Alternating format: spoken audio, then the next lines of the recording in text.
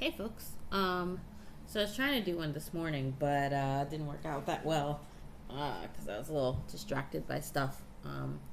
So I I've been crazy busy still. Last night was the first night that I had that was really just like a free night to think about stuff, which I will also talk about briefly, extremely briefly. So yes, I've still been busy with the project and with having the event on April 14th. And so yeah, so I last night I've let me backtrack a little bit. Coffee has me all so I got added to a bunch of amputee support groups and family groups and stuff like that. And I also joined a few more, and there was an article on one of them about the taboo of sex and disability, how we shift the negative image that still dominates society's attitude. And I thought this was a very interesting article because I talked about this a few weeks ago.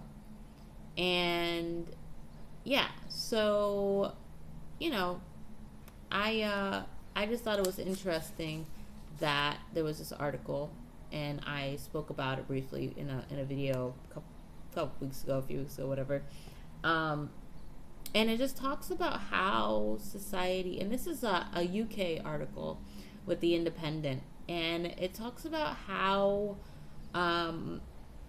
it says when you are disabled, the two things people think you can't do are the two things people think you can't do are fight and have sex. So, you know, it's true.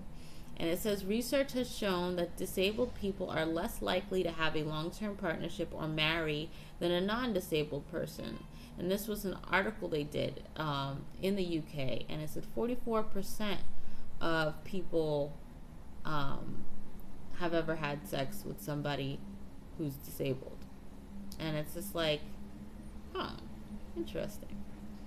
And it just got me thinking about how, I guess this is also connected to what I was thinking about last night, that I've been sort of half-assing it with my dating because, I'm making an assumption that they're making an assumption about me.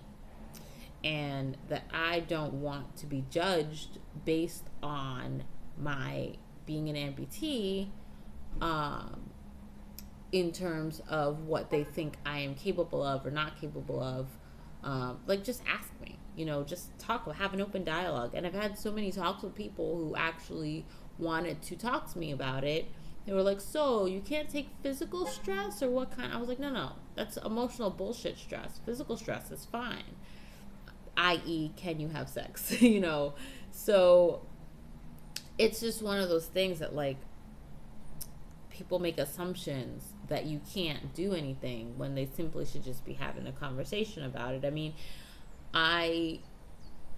if you're adult enough to be naked with somebody and they're adult enough to be naked with you and you're both fine and consenting and want to do it, what there's no problem with actually talking about it and having an open dialogue about it. And you don't have to be like dirty when you're talking about it. You can use whatever language you want to use, but you need to talk about it. And especially if you're going to be with somebody who's disabled in any capacity, you are going to have that conversation because you're with someone who may not physically be able to do certain things. Or if you're going to do certain things, you have to make accommodations or help them to do it or move to the left or right, whatever the case is, So I just think it's very funny that I came across this article talking about how disabled people are ignored when it comes to sex and relationship stuff and any of that. And like I said, it just brought me back to the fact that I've only been half-assing it because I'm afraid to be judged. And I've never had body issues. Even when I was heavier, I thought, you know what, fine, whatever. I weigh this much now, not a big deal.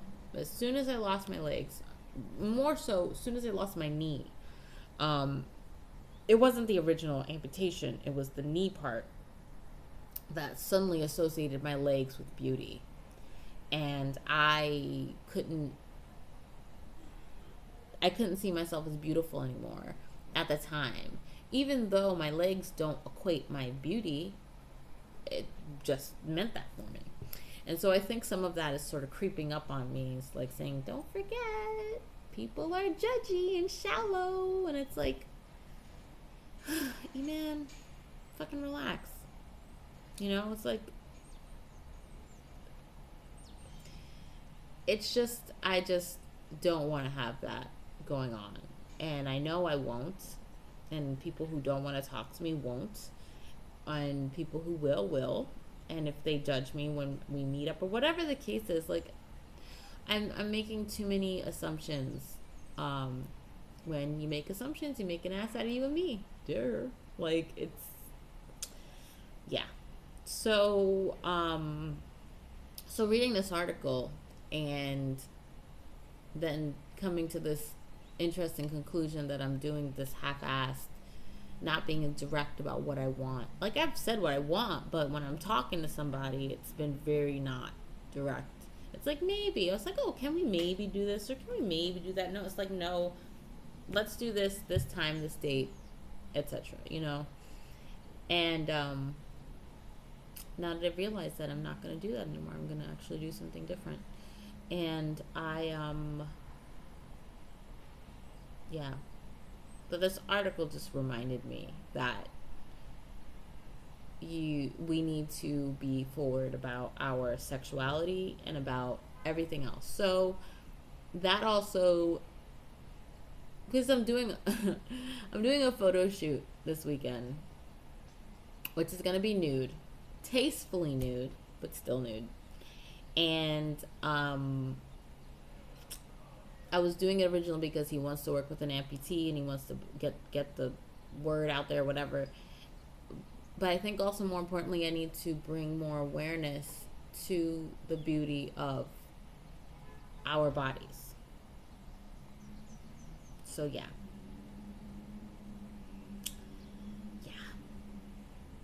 Getting over myself to do it because I don't want to be nude. I don't feel like my body is, and not my legs. I feel like I've gained too much weight and I'm not comfortable with it. So that's my own. Yeah, I know I'm beautiful now, but I just feel like a fat beautiful. Anyway, it's all good. Girl moment. So yeah, I think we just need to keep on having this dialogue, and there's nothing wrong with having it. And yeah, so that's it. All right, folks, I will see you later. Hopefully too much time won't pass, and I'm gonna keep plugging the date for the event. All right, peace.